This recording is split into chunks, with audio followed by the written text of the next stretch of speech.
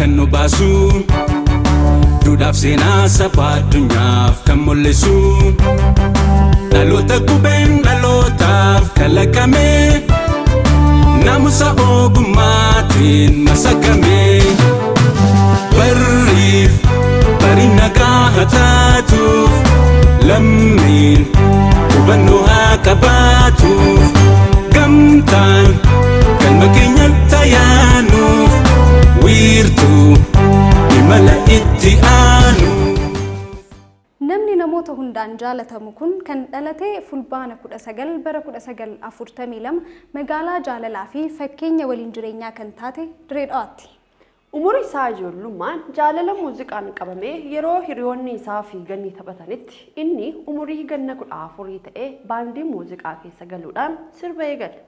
Bara 1958 gara Finfinnee dhufuudhaan Kibuur Zabanyaa Orkeestiraa keessa qacaramuun waggaa 5 hojjetee jira. Weellistoota beekamoo fi hangafoota biyya keenyaa waliin hojjechuus danda'eera. Afaan Oromoo dabalatee afaanota garaagaraa kanneen akka Soomaalii, Affaar, Adariffaa fi Afaan Amaaraa akkasumas afaanota biyya alaa Ingiliffa, Arabiffa, Sudaaniffaan nama weellisaa turedha. Afaan Oromoo qofaan sirboota 264 ol kan sirbe yoo ta'u, albamaan immoo albamoota 13 qaba. Sirboonni isaa hundi gara albamaatti osoo jijjiiramanii albama 28 ni ta'u jedhamee tilmaamama. Sirboonni inni hin sirbine hin jiru. Waa'ee biyyaa, waa'ee uumaa, waa'ee bareedinaa, waa'ee jaalalaa, waa'ee barnootaa, haala yeroo akkasumallee waan hundaa irratti sirbee jira. Sirboota weellisaa Haacaaluu Hundeessaa, Jaamboo Jootee, Taaddalaa Gammachuu sirboota afaan Amaariffaan sirbaman keessaa immoo sirboota Teedii Afroo, Iyyoob Makoonnanii fi Heelan Barihee akkasumas sirba afaan Tigriffaan sirbaman keessaa sirba Abrahaam Gabramadan akka dhageeffatu ni dubbata.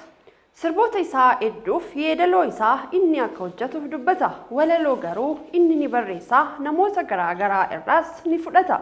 Namoota biroofis walaloo yeedaloo ni kenna.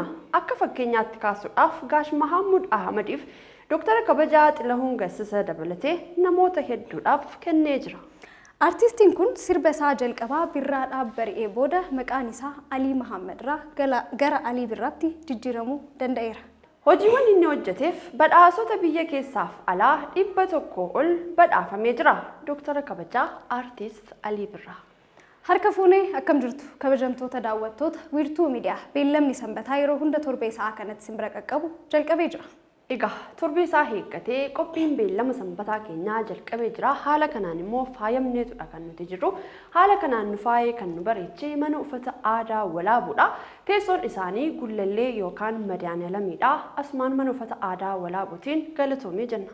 Keessummeessuudhaan immoo keessi waliin turtii goonuu Ansittiina Hajii akkasumas Lubee Girmaa gama kaameraaf teeknikaatiin immoo ogeessa kaameraa kenna Firaa'ol Abrahaam waliin ta'uudhaan.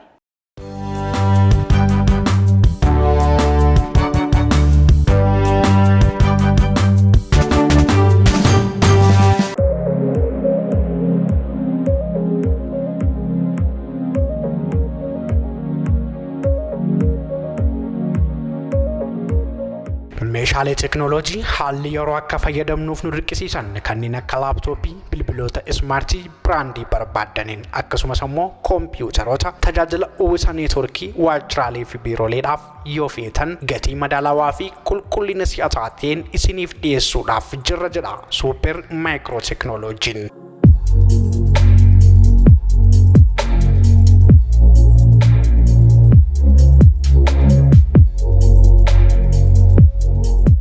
meeshaalee barreeffamaa fi bittaa koompiyuuteraaf haalonni isiniif mijaa'uu didanii isin rakkisaniiru marree jiituun falaa haarawaa isiniif qabatee dhufee jira. Meeshaalee barreeffamaa haala miidhagaa fi filannoo keessaniif illee mijataa ta'een akkasumas immoo bittaa koompiyuuteraa waajjiraaleef yookiin immoo qeenxeef bitachuu yoo barbaaddan jiituu quunnamaa isiniin jedha.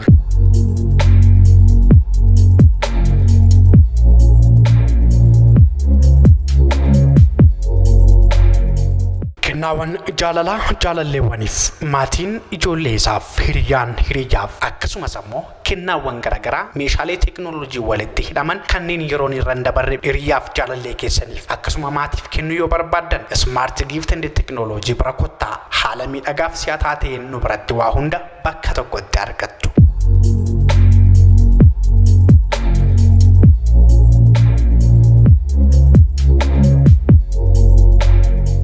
dhaabbilee obbolaawwan sadii ta'an gamoo tokko irratti tajaajila garaagaraa kan isiniif kennan. Bakki argama keenyaa Boolee gamoo giddugala daldalaa Friendship jedhamu darbii tokkoffaatti osoo ol hin bahin jalqaba irratti argamna. Lakkoofsi bilbilaa Duwwaa 917 Duwwaa 4 64 69 Duwwaa 9 30 Duwwaa 2 68 Duwwaa 7 Duwwaa 9 Duwwaa 30 Duwwaa 1 Duwwaa 9 97 72 22 32 nu qunnamuu dandeessu. Qulqullinaa fi si'oominni keenya adda nu godha. Magaalaa Finfinneef naannawaa isheetti kanneen argamtan nurraa meeshaa yoo bitattan gatii geejjibaa osoo isin kabalchiisin tola isiniif qaqqabsiisna.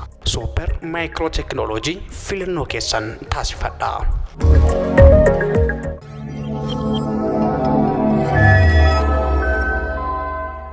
Egaa jalqaba irratti akkuma kaasuudhaaf yaallee artistiin kabajaa Dr. Alii Birraa erga boqatee waggaa tokkoof deemaa jira. Isa sababeeffachuudhaanis immoo sagantaaleen garaagaraa qophaa'aniiru. Keessattuu magaalaa Dirreedawaa keessatti sagantaalee garaagaraanidha kan inni yaadatamaa jiru. Asumaan immoo soo gaaffiis gaafadhee jedheen yaade. Mina gaafadhu. Namoonni hedduun gaasagalee kiyyaaf keen jaalatu. Ergaaleen garaagaraas gamoota marsaalee hawaasummaa garaagaraan na dhaqqabu. Sirba keessan yoom bahaa, sirba qeenxee yoom baastu nuun jedhan. Dhugaa dubbachuuf taanaan si qofaa miti kan barraa'u barreeffamni kuni anaanillee biyya keessaa fala ta'anii yoomumadha kan isin baaqee sirbaan of gadhiistanii yoomumadha jedhura deddeebi'anii yeroo dhiyootti dhufna daawwattoota keenya. Dhugaadha. Keessattuu immoo sagalee kee baay'ee jaalatu. Gaaffiin kun waan kanaan wal qabatuufi. Shakkiin qabanne nan beeka. Akkuma beekamu gaa artistiin keenya Dr. Kabajaa Alii Birraa sirboota afaan Oromoo qofaan sirboota 264 ol ni qaba jennee jira. Sirboota kanneen keessaa sirba jaalattu tokko anaafis daawwattoota keenyaafis nu affeeri maaloo sagalee kee kiloolee sanii.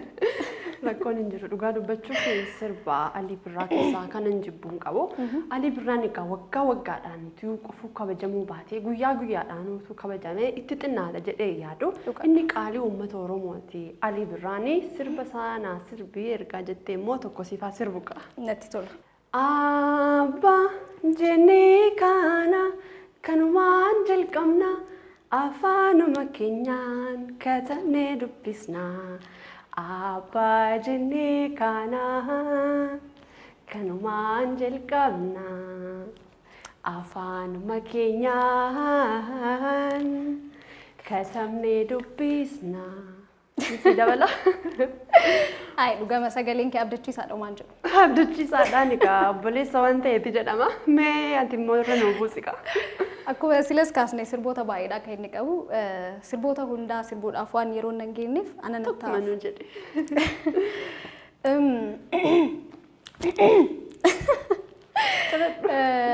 Sirboota isaa keessattuu sirboota jaalalaa isaa baay'een jaalladha. Sirba isaa keessaa kan filadhu qabu garuu keessattuu sirba jaalalaa isaa baay'een jaalladha. Si jibbee hin jennee usiitti callistaa. Si jibbee hin jennee usiitti callistaa. Arrabbumaan qabaa baay'ee jijjiiramtaa. Baay'ee jijjiiramtaa. Nan ga'u? Dhugaa dubbachuudhaaf artist Alii Birraan sirboota isaa baay'eedhaan ni yaadatamaa. Nu keessattis immoo sirboota isaa yeroo hunda yaadannoo nu biratti dhiisee deemeera. Kanaafuu seenaanis yeroo hunda isa yaadata jenneeti akka nuti yaaddannu. Egaa artist Alii Birraa gaa lubbuun isaa haa jannatu jecha asumaan meesittoo qophiin keenyatti aanu maali laata? Qophiin keenya inni itti aanu onnachiistuudha. Onnachiistuun torbee kana maalirratti fuulleeffata laata? Daawwannee walitti adeemina.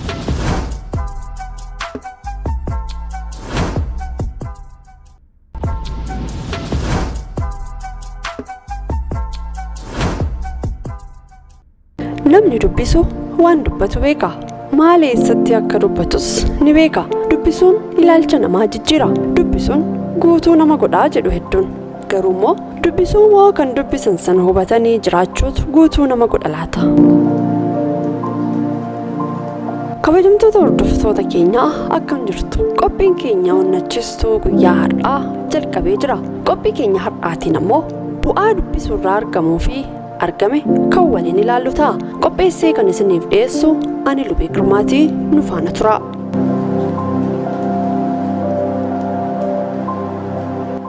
Namoonni naannoo kootii bu'aa dubbisuu irraa argatan akkana jedhanii natti himan.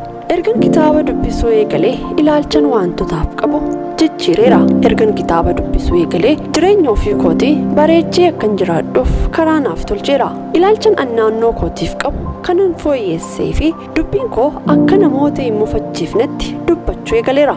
Ergan kitaaba dubbisee jijjiirama amalaan ofirratti argee jechuun namoonni garaagaraa bu'aa dubbisuu irraa argatan naaf himan.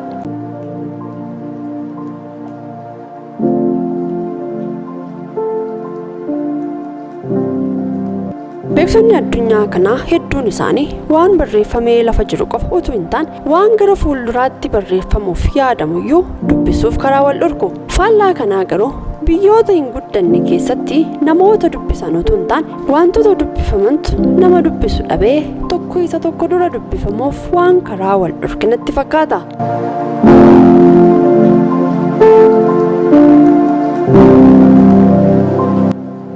Warri adiin uummata gurraachatti akkana jedhanii mammaakan. Afrikaa waa dhoksuu yoo barbaadde kitaaba keessa dhoksii nuun jedhan. Kana jechuun Afrikaan kitaaba hin dubbisuu jedhanii waan yaadaniif natti fakkaata. Namoota akkuma waan gaariin isaan barbaachisu nama biraas ni barbaachisa jedhanii yaadan argachuun akka nama warqee barbaadutti nu dhamaasuun isaa waan oolu miti. Nuti hubachuu dadhabiif malee furtuun jireenya dachee kanaa harka namoota dubbisanii irra jira.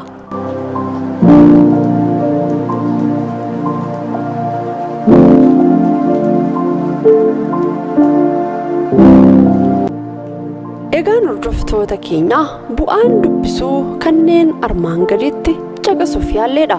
Inni tokkoffaan dubbisuun seenaa dhugaa fi seenaa fakkeessitoonni fakkeessanii barreessan adda baasuuf nu gargaara. Goonni lubbuusaa qaalii Oromoof wareege Eebbisaa Addunyaan akkana jedhee ture. Namni seenaa ofii hin beekne bishaan gabateerraati gara argetti jallataa jedhe.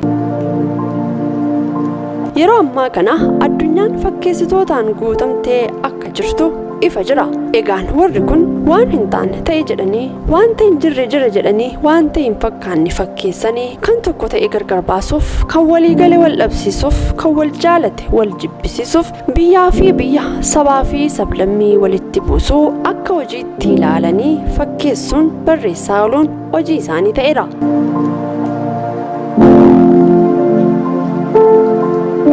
Maal kana qofa fakkeessitoonni saffuu balleessanii seenaa dabsanii dhugaa dhoksanii fakkeessuun barreessanii dhaloota boruu burjaajessuun waan oolu miti. Nuti dhaloonni qubee seenaa safuu duudhaa fi dhugaan saba keenyaa fi biyya keenya akkasumallee kan addunyaa utuu hin jallatiin qabne dhaloota dhufu harkaan ga'uuf waan dubbifamuu qabu fakkiiwwan dabalatee dubbisuuf dhama'uu qabna. Sababni isaa fakkiin kamiyyuu ija qalbii guutuun yoo ilaalame waan barreeffame caalaa dubbata.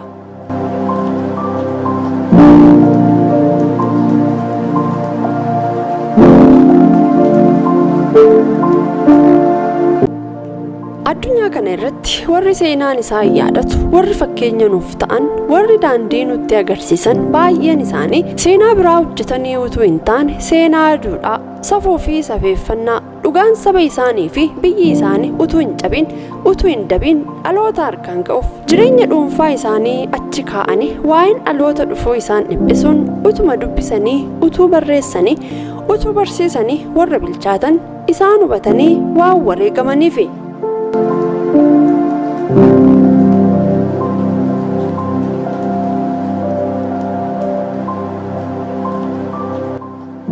Egaan itti gaafatamummaa kee ba'uuf dirqama amma nama beekamaa taatutti eeguu hin qabdu. Abbaa qabeenyaa ta'uunis dirqama miti. Kan si barbaachisu gahee kee ba'uu fi nama kutannoo qabu ta'uudha.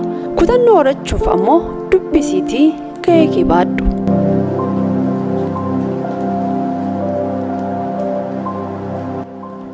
Inni lammaffaa fi inni itti aanu ammoo dubbisuun beekumsa si gonfachiisa. Dubbisuun madda beekumsaa ta'uu isaaf boru ragaan tokko si ta'uu hin oolu. Beekumsi waa beekuudha. Waa beekuuf ammoo madda waa'ee waan sanaa dubbisuun gaafachuun dhaggeeffachuun gahee warra waa beekuu barbaadeeti. Namni waa beeku waan biraa baruuf utuma dubbisuu wanta hin beekne as baasuun isaa waan hin oolle.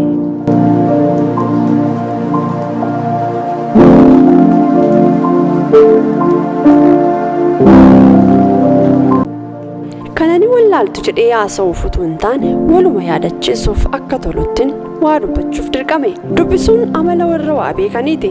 Isinis yoo amala kana qooddattan isinitti badaa jedhee yaadu yoo kanneen goone asuma teessee jettee afaaniitiin addunyaa kana nan beeka jechuun muka kolfaa nama taasisti. Sababni isaa yeroon keessa jirru kun yeroo waa'ee waan tokkoo hin beeku jechuun akka saalfiitti ilaalamaa jiru waan ta'eef. Namoonni dhugaaf jiraatan dubbisanii dhugaa baruuti, dubbisii dhugaa bare. Dubbisanii beekumsa gonfatuuti, dubbisii beekumsa gonfadhu. Dubbisanii waan beekaa ta'aniif dubbisiti beekaa ta'e. Kana tilmaamtee beektaa?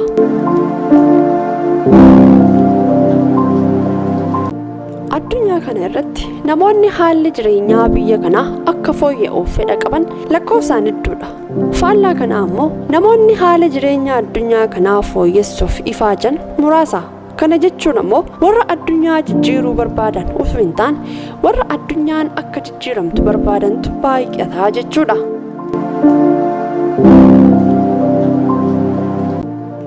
Sadaffaa fi kan itti aanu ammoo dubbisuun soorata sammuu siif ta'a.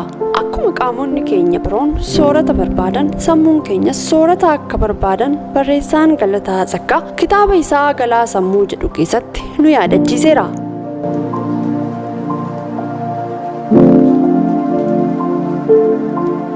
Namni kamiyyuu hanga jireenya addunyaa kanarraa isa gaggeessitutti jiraachuuf jecha soorata isaaf barbaachisu barbaaduuf baddaa fi gammoojjii bu'a. Kunis waan barbaachisaa ta'e otoo jiru kan bara baraan si jiraachisu garuu hojii kee ta'uu beekuu qabda. Kana jechuun ammoo akkuma nyaata soorachuuf hawwinu sammuu keenyas soorata gaarii yoo soorre bara baraan seenaan nu yaadata. Sammuu waan gaarii sooratee waan gaarii yaada, waan gaarii hojjeta. Kanaaf beektee waan gaarii garaatti soorachuuf akkuma dhamaatu sammuu keettis soorachuudhaaf dhama'uu qabda.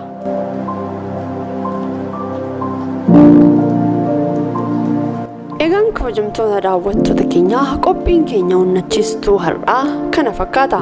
Torbee mata duree fi qophii birootiin hanga walitti deebinutti nama torbanii nu haa taasisu jechaa horaa bulaa.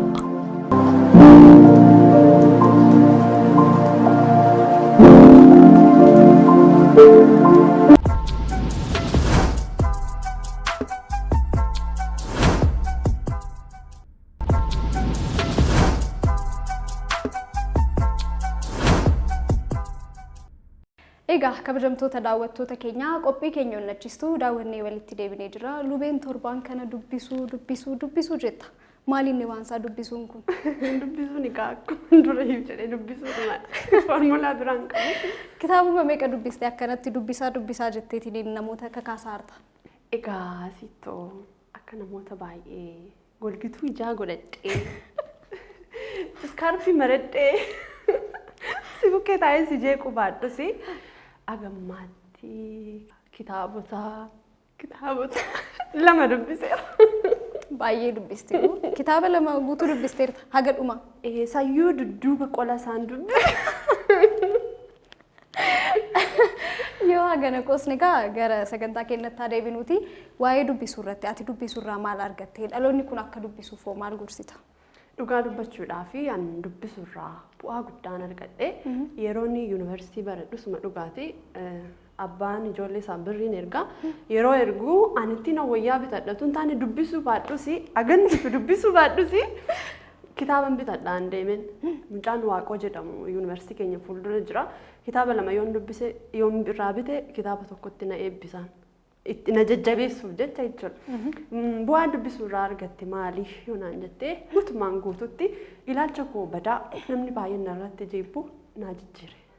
Dhugaa dubbachuudhaaf dubbisuun faayidaa guddaa qaba. Namoonni dubbisan akkaatuu kaasaa turte waan dubbatan hin dhabanii haasaa keessattis immoo maal eessatti akka dubbatan beeku kun immoo faayidaa guddaadha. Saniin alatti immoo wanta tokko kallattii tokko qofaan akka ilaaltu osoo hin taane kallattii garagaraan akka ilaaltus faayidaa guddaa kan inni qabu dubbisuun.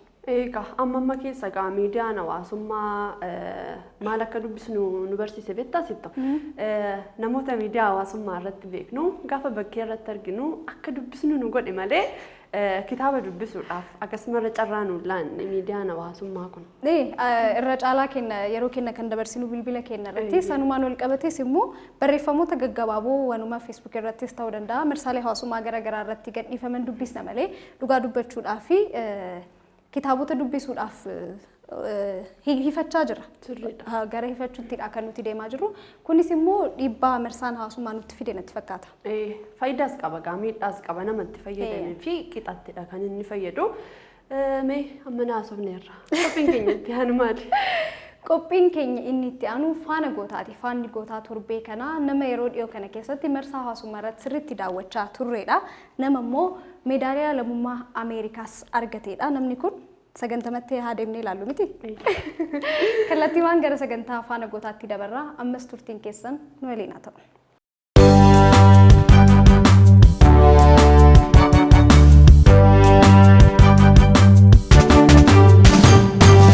Eebu odeeffannoo haqaa kan nu baasu duudhaaf seenaa saba addunyaaf kan mul'isu dhaloota qubeen dhalootaaf kalaqame. Namni haala mijataa fi maatii dureessarraa waan dhalate qofaaf nama jabaa fi seenaa hojjetu akka hin taane seenaan goota har'a ani isiniif qabadhee dhiyaadhu isiniif mirkaneessa. Magaala hojjaan samii ga'u kan yoo seeqqatuuf dubbachuuf afaan saaqqatu bareedinni isaa caalaatti dabaluun qalbii nama hundaa hawwatu simboo fi surra qabeessa uumaan uumama tolche uummata gurraachaaf adiif utuun jedhin addunyaaf moodela kan ta'e jajamaa namaatiin goota sammuu qaraa fi mul'ata guddaa nama qaamaaf sammuun walqixa miidhagu saayintistii addunyaanuu harka lamaan ol kaastee ragaa baatuuf ilma oromtichaa beekumsisaa waraabamee ennumneedha. My name is Gabisa Ejeta. I'm a native of Ethiopia. I was a little boy growing in Africa, was not having enough to eat and sleeping on a dirt floor. Today, I'm a globally recognized citizen and scientist. I came to Purdue as a chance encounter with a Purdue University professor, Professor John Axtell, who gave me the opportunity to come and study under him. I came to Purdue and received my master's and PhD in the late 1970s. Today, I hold a distinguished professor position in the Department of Agronomy at Purdue University. Kabajamtoota daawwattoota miidiyaa wiirtuu bakka jirtan maratti nagaan keenya isin haa qaqqabu. Kun torbaniin kan isin biraan geenyu qophii faana gootaati. Qophii faana gootaa keenya irraatiin kan isin faana turu ani Odaa Abtaamuuti. Haga xumuraatti nu faana tura.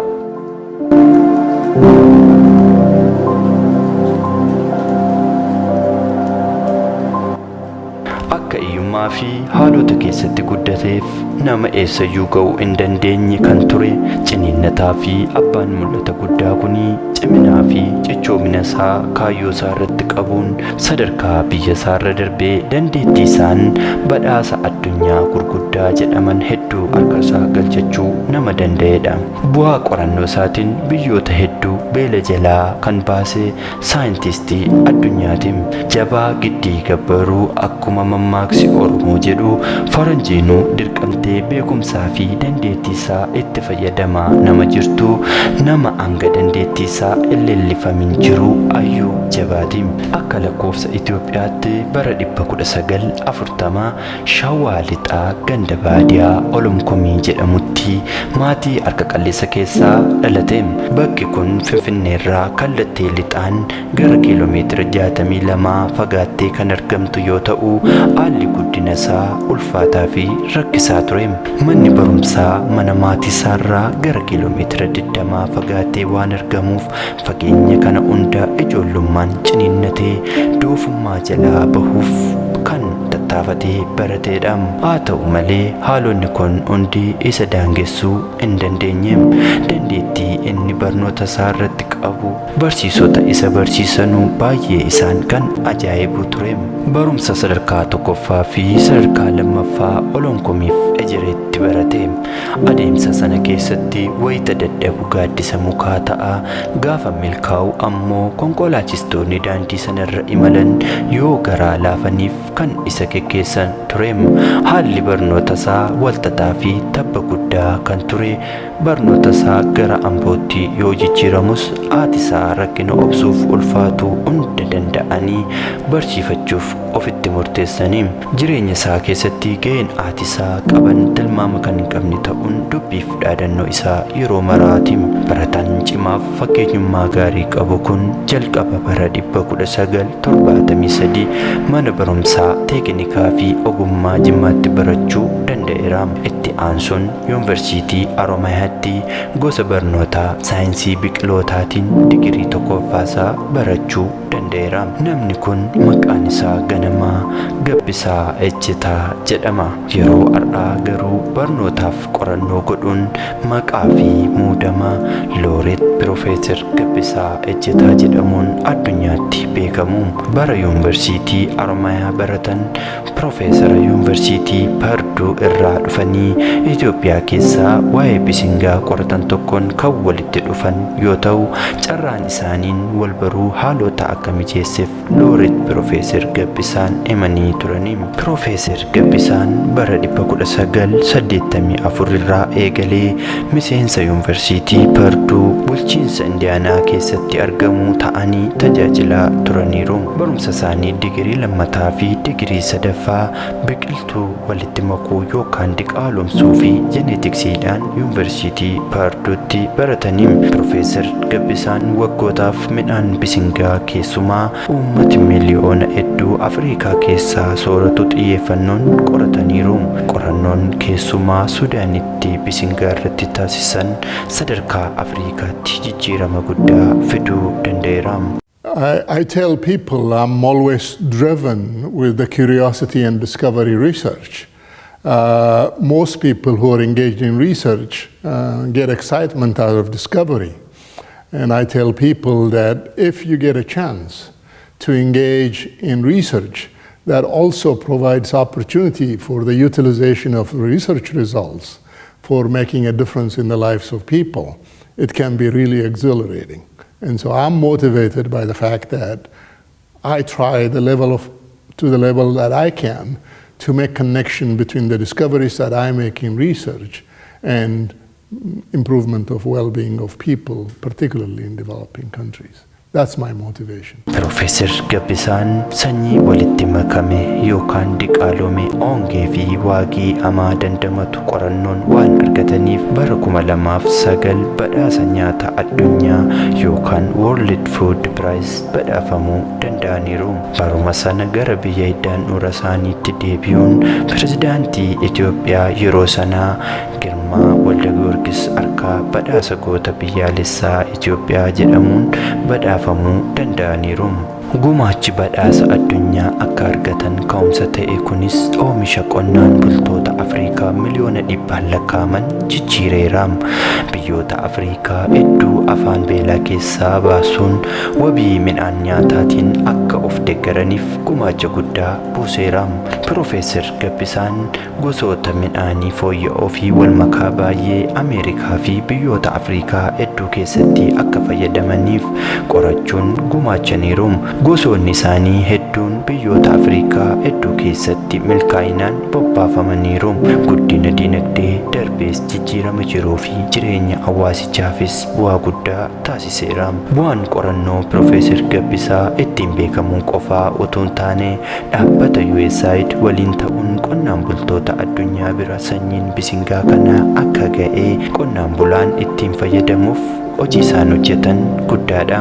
Biyyoonni Afrikaa kanneen Taanzaaniyaa, Niijer, Burkina Faso, Sudaan, Keeniyaa, Ruwaandaa, Naayijeeriyaa fi Maaliitti bu'aan qorannoo isaan bisingaa ongee dandamatuuf qoricha waagii argatan biyyoota kanneeniif wabii amansiisaa ta'uu danda'eera. biyyoonni kunneen qorannoo bisingaa ongee dandamatu kanaan fayyadamoo ta'uu danda'aniiru. Dhaabbilee barnoota olaanoo keessatti muudama looreet addunyaa jedhu argachuus danda'aniiru. Piroofeesar Gabbisaa Ejjetaa dhaabbilee barnoota olaanoo keessatti muudama looreet addunyaa jedhu argataniiru. Looreet Piroofeesar Gabbisaan qorannoo isaaniitiin alatti beekumsa qabaniin itti gaafatama garaagaraa fudhachuun dalagaa turaniiru, dalagaas jiru. Piroofeesar Gabbisaan qorannoo fi qo'annoo gaggeessaniin alatti kitaabolee gurguddaa 4 kan gati jabeessa ta'an barreessuun addunyaaf gumaachaniiru. My name is Gabbisa Ejjeta. I'm a native of Ethiopia. I was a little boy growing in Africa, was not having enough to eat and sleeping on a dirt floor. Today, I'm a globally recognized citizen and scientist. I came to Purdue as a chance encounter with a Purdue University professor, Professor John Axtell, who gave me the opportunity to come and study under him. I came to Purdue and received my master's and PhD in the late 1970s. Today, I hold a distinguished professor position in the Department of Agronomy at Purdue University. Looreet Piroofeesar Gabbisaan bara bulchiinsa Obaamaa qorataa qonnaa addunyaa ta'uun maallaqa guddaa badhaafamaniiru. Gumaachii fi imalli hojii isaanii kanaan hin dhaabbanne. Gorsaa addaa hoogganaa USAID akkasumas ergamaa addaa saayinsii ministeera dhimma alaa US ta'uun tajaajilaniiru. Gama biraan yeroo ammaa miseensa boordii akaadaamii saayinsii biyyaalessaa US addatti damee qonnaa fi qabeenya uumamaa ta'uun tajaajilaa akka jiran ragaan yuunivarsiitii isaanii ni agarsiisa. Guraandhala bara 1984tti Dr. Gabbisaa Ejjetaan gara yuunivarsiitii Parduutti deebi'anii gargaaraa piroofeesaraa kutaa agiroonoomii ta'uun tajaajilaa turaniiru. Ergasii as sagantaa barnootaa fi qorannoo bal'aa Parduu keessatti qorannoo fi misooma qonnaa Afrikaa irratti xiyyeeffannoo kennuudhaan hoogganaa turaniiru. Yeroo ammaa kana yuunivarsiitii Parduu keessatti piroofeesara kabajamaa horsiisa biqilootaa fi jeneetiksii fi qonna idil addunyaa ta'uun hojjechaa jiru. Karaa biraan bara Baankimoon barreessaa olaanaa dhaabbata biyyoota gamtoomanii turan miseensa boordii gorsaa saayinsii duree dhaabbata mootummoota gamtoomanii ta'uun beekumsa isaaniin hojjetaa fi tajaajilaa turaniiru. Hayyoon beekumsa isaanii hin qusanne kun dabalataanis dhaabbilee US idil addunyaa fi Afrikaa garaagaraa keessatti miseensa koree akkasumas miseensa boordii ta'uun tajaajilaa kan turanii fi tajaajilaa kan jiranidha. Gama biraatiin Looreet Piroofeesar Gabbisaa Ejjetaa qo'annoo fi qorannoo bu'a qabeessa ta'an 200 ol geggeessuun badhaasaawwan gurguddaa addunyaa 20 ol argachuu danda'aniiru. Damee saayinsii, teekinooloojii fi kalaqaan lammiileen Ameerikaa 21 gumaacha olaanaa taasisaniin onkoloolessa 24 bara 2023 akka lakkoofsa Awuroopaanotaatti pirezidaantii Jooyi Baayiden harkaa badhaasa olaanaa meedaaliyaa biyyaalessaa saayinsii yookaan naashinaal meedaal saayinsii fudhatan keessaa Piroofeesar Gabbisaa Ejjetaa isaan tokko. Saayintistiin qonnaa beekamaa kuni misingaa ongee waaqii fi dhibee dandamatu waan argataniif beekamtiin guddaa kun akka kennameef sirna badhaasa kanaa irratti ibsameera. Qaamonni garaagaraa badhaasa isaan argataniif ergaa bakka gammadanii haala garaagaraatiin ibsataniiru. Pirezidaantiin Ameerikaa duraanii Baaraak Obaamaa Piroofeesar Gabbisaa Ejjetaa badhaasa kana argachuu isaaniif ergaa bakka gammadanii dabarsaniiru. Yuunivarsiitii Parduutti pirezidaantii yuunivarsiitichaa kan ta'an Muwaangi Chiang Piroofeesar Gabbisaatiin moodeela cichoominaa jechuun ol kaasanii harka addunyaa duratti leellisuun gammachuu isaanii ibsataniiru. Guyyaa sirna badhaasa isaanii imbaasiin Itoophiyaa Ameerikaa jirus ergaa bakka gammadanii dabarsaniiru. Pirezidaantiin US Jooyi Baayiden hawaa guutuutti hubannoo keenya bal'istaniittu jechuun ragaa bahanii fi galateeffataniiru. Addatti ammoo Jooyi Baayiden wayita Piroofeesar Gabbisaa badhaasanitti saayinsiin akka babal'atu imaammata mootii fi jaarmiyaaleen cimuun guddina dinagdeef furtuu ta'uun dalaguun isaanii fi carraa qonnaan bultoota ol kaasee lubbuu namootaas jabeesseera jechuun cimina Piroofeesarii fi gumaacha isaanii addunyaatti himaniiru. Badhaasni kunis gumaacha dorgomaa hin qabne beekumsa, saayinsii fi fooyya'insa dinagdee naannoo fi hawaasummaa biyya keenyaaf taasisaniif kennameef jechuun hojii isaaniif ija badhaasa addunyaa guddaa madaaliyaa saayinsii biyyaalessaa badhaasaniiru. Badhaasni madaaliyaa saayinsii biyyaalessaa kun badhaasa olaanaa Ameerikaa keessatti gumaacha guddaa saayinsii keessatti nama taasiseef kennamu yoo ta'u, carraan badhaasa kana argachuu baay'ee ulfaataa ta'us Looreet Piroofeesar Gabbisaa Ejjetaa qorannoo isaaniin bu'aa addunyaaf argamsiisaniin badhaafamaa ta'uuf milkaa'oo ta'aniiru. Bisingaan hongee fi waagii dandamatu qoratanii argachuun uummata miliyoona 5 olitti tilmaamamuuf wabii midhaan nyaataa fooyyessuun rakkoo karaa midhaan nyaataatiin jiru furmaata olaanaa kennaniiru. Bu'aan hojii isaanii kunis jiruuf jireenya qonnaan bultootaa fooyyessuu keessatti waan guddaa ta'uusaa sagantaa badhaasaa irratti himameera. Badhaasni kun bara 1959 koongiraansii US fi faawundeeshinii saayinsii biyyaalessaa US'n hoogganamuun kan hundaa'e yoo ta'u, badhaasa kana namoonni badhaafaman saayintistoota jajjaboo rakkoo addunyaa furan ta'uu badhaafamtoota kanarraa hubachuun danda'ameera.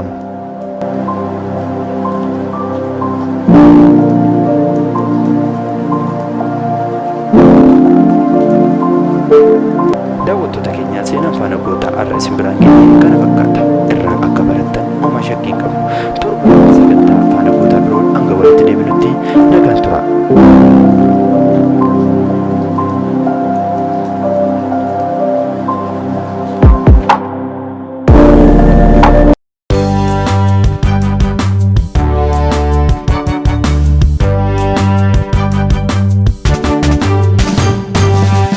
Odeeffannoo haqaa kan nu baasu duudhaaf seenaa saba addunyaaf kan mul'isu dhaloota qubeen dhalootaaf kalaqame.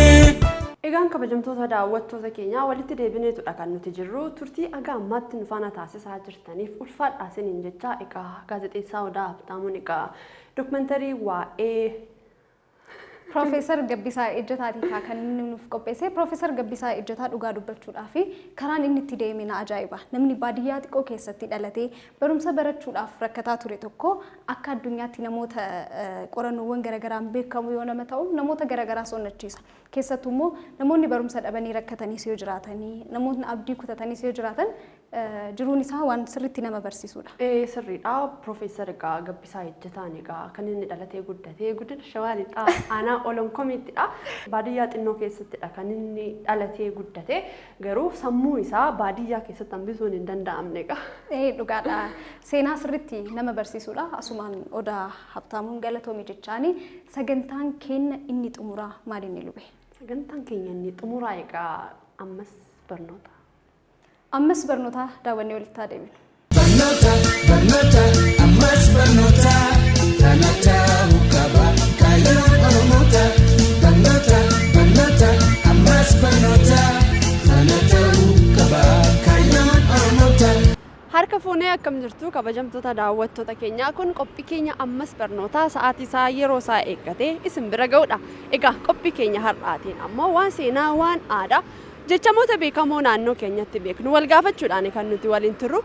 Qophicha qopheessuun immoo kan isin faana turu ani Lubee Girmaa fi ogeessi kaameeraa keenyaa ammoo Firaa'ol Abrahaamidha. Aga xumura sagantaa keenyaatti eessayyuu naqiinaa nu waliin tura. Tole gaaffii koo fayyama waan taateef ulfaadhumee walaa bar. Caalaan jedhama.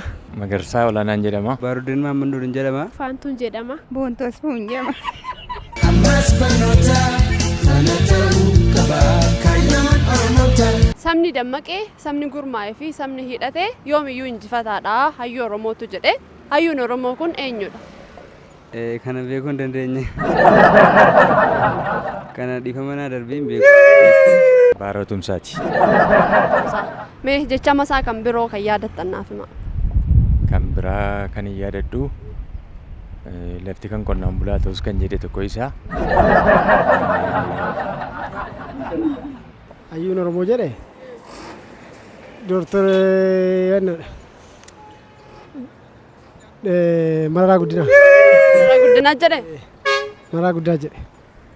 Beekuu hin dandeenye. Yeroo shakki keenya sitti fakkaata. Yeroo shakkumu Hacaaluu. Lixa Oromiyaa magaalaa Arjoottidha kan inni dhalate. Tilmaami. Hin beeku.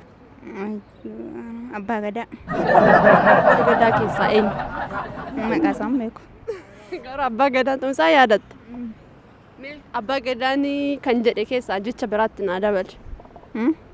Jecha Abbaa Gadaan jedhe kana malee kan biraa tokkotti naa dabali waan yaadattu. Ammas barnoota kana ta'uu qaba kaayyoon Oromoota. Kun immoo mammaaksa siifan eegalaa itti fuftaa jechuudha. Ni ta'a jennaan harree qalleet. Hin ta'u jennaan harree ganne. Isumayyuu immoo fidaa jennaan. Agnee dhabne. Ni ta'a jennaan harree qalleet. Ta'uu dinnaan harree ganne. Isumaa fidaa jennaan. Dhannee dhabne. Ni ta'a jennaan harree qalleet. Hin ta'u jennaan harree ganne. Isumayyuu deemaa fidaa jennaan. Barbaannee qorichaa fudhannee. Ni ta'a jennaan harree qallee. Harree qallee. Beeku. Ni ta'a jennaan harree qallee. Ta'uu dinnaan qallee ganne. Isumaa fidaa jennaan. Innoo badeera. Ammas barnoota kana ta'uu qaba kaayyoon Oromoota. Bu'aa kitaaba dubbisuu irraa argatte sadi naaf himi. Beekumsa. Beekumsa.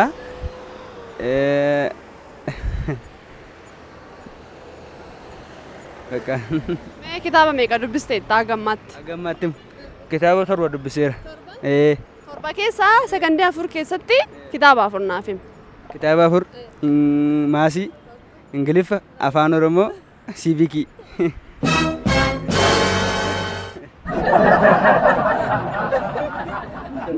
Bu'aa kitaaba dubbisuu irraa argame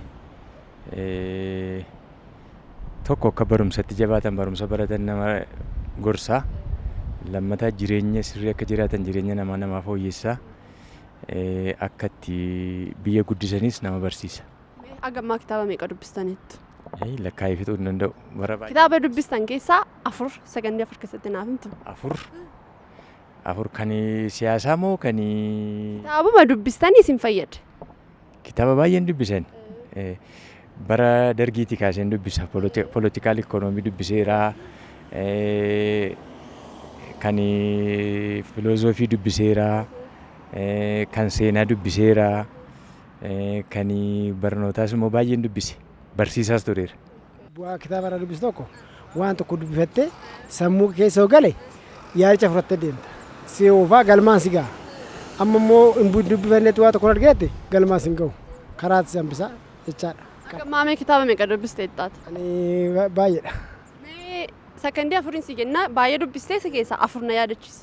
4 tokko irratti hundaanii waan dubbifte tokko jechaan raawwattee itti deemuu murteessuu qabda. Waan xumurte tokko galmaan ga'uu kaayyoo kee qabatte kana fiixaan ba'uudha. Kanaan itti deemtee hundi injifataa taata. Waan barbaachisaa ta'e milkooftaa jira. Kana. Kitaaba dubbisuu irraa moo? Oromummaan maal akka ta'e illee irraa baradha. Kitaaba dubbisee wantoota hin beekne illee kitaaba sana keessaa nan argadha. Tokkotu naafe. Haafuisi. Bu'aa kitaaba dubbisuu beekumsa nan argadha. Boqonnaa sammuuti. Bakka jireenya ilmaan namaati. Mee agammaa kitaaba meeqa dubbistetta? Agammaa kitaaba meeqa dubbistetta? Kan ittiin baratan moo kan maal? Kitaaba waliigalaa agammaa meeqa dubbistetta kan barreessitoonni barreessan? Dubbisee illee beekumsa ofuu garuu. Eessaa argattee beekumsoota kana sadan? Sammuu mokoo keessaan baasee. Ammas barnoota kana ta'uu qaba kaayyoon Oromoota. Jechamni baay'ee beekamaan tokko jira. Namatti duuti ni xiqqaataa jedhama. Kana jechuun maal jechuudha? Namatti duuti ni xiqqaata jechuun lafa kaan ittiin argamu namatu yakka hojjete yeroo baay'ee wanta ta'ee fi nama gaddisiisa wanta ta'ee fi nama duwwaa miti waaqayyoyyuu nama uumuu kootti gaddeeraa jedheera. Kanaaf jedhame. Duuti yoo namatti duuti ni xiqqaata jechuun dhiifa bobbaleetti.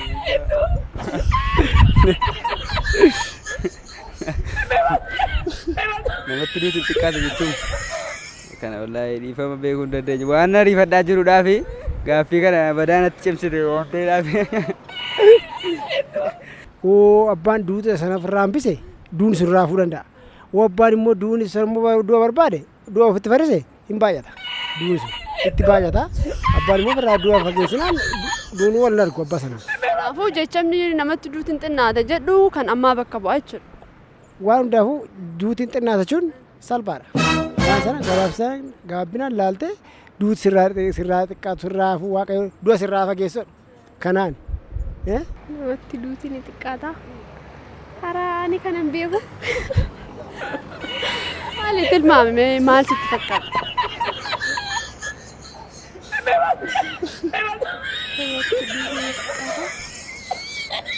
Namni yakkamaa waan ta'eef natti fakkaata. Kanaaf Namni baay'ee waan gaarii yaadu. Waan baay'ee gaarii namaa yaadu namni. Mitiire? Kanumaaf immoo kan biraas qabu. Ay, jechuun maqaan Ammas barnoota kana ta'uu qaba kaayyoon Oromoota. Gaaffii koo fayyamamaa wanta ta'aniif ulfaadhaa. Ishi fayyaa ta'eetis. Galatoomaa ishee. Ulfaadha asinis. shaatillee galatoomne.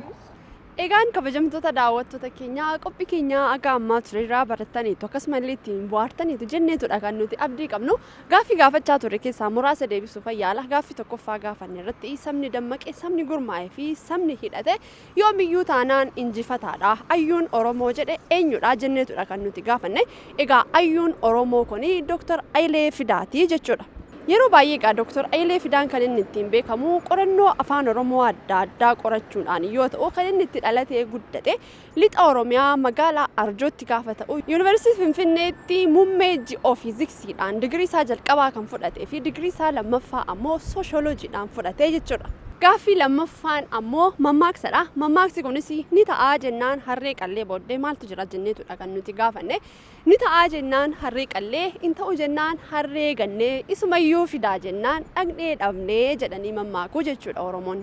Egaa gaaffii sadaffaa gaafanne irratti ammoo bu'aa kitaaba dubbisuurraa argattee sadi nuuf himi jenneetudha kan nuti gaafanne. Namoonni garaagaraa egaa yaada isaaniirraa ka'anii wanta garaagaraa deebisaniitudha kan isaan jirani. Anis bu'aan kitaabarraa argadhee deebisuudhaaf yoo yaadu kitaaba dubbisuun egaa ilaalcha koo naaf jijjiiree akkaataa yaaduu kootiillee naaf dabalee beekumsallee naaf dabalee jechuudha. Gaaffiin afuraffaa fi inni dhumaan ammoo namatti duuti ni xiqqaataa jechamni yeroo baay'ee irra deddeebi'amee jedhamu ni jira. Namatti duuti ni xiqqaataa jechuun maal jechuudha jenneetudha kan nuti gaafanne. Akkuma kana dura gaa namoonni yaada isaanii akka adda addaattidha kan isaan deebisanii jirani.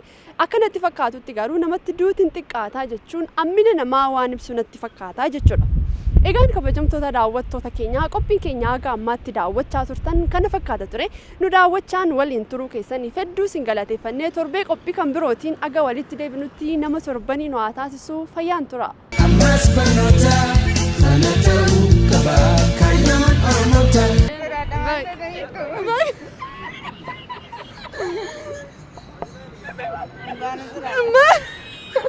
Isi kamal sadatta kameraan mena mana jeesu. Jalqabu tole gaaffii koo fayyamamtu waan taateef ulfaadhu mee walaa barru. Ana maqaan koo Boontuun jedhama.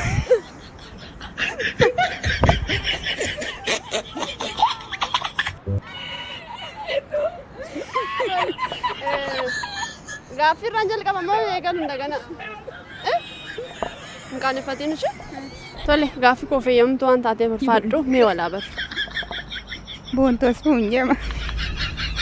Barnoota barnoota ammas barnoota kana ta'uu qaba kaayyoon Oromoota.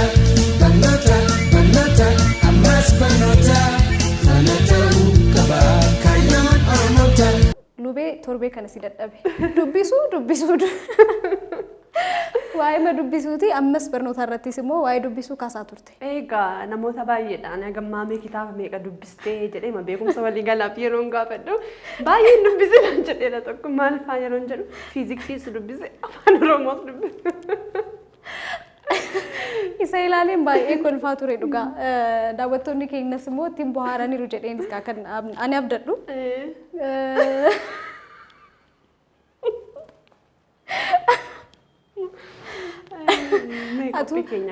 Akkuma atuu baantu innis kitaaba lama dubbise fakkaata. Qophiin keenya torbee kanaa kana fakkaata ture lube.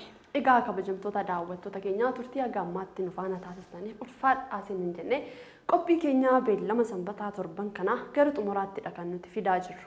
Egaa torban sagantaa wal fakkaatuun hamma olaa garuutti nagaatti kan isiniin jennu Ansittiinaa Hajji Lubee Girmaa gama kaameraaf teeknikaatiin immoo ogeessa kaameraa keenya Firaa'ol Abrahaam waliidhaan ta'u ture torban gaarii isiniif haa ta'u nagaatti.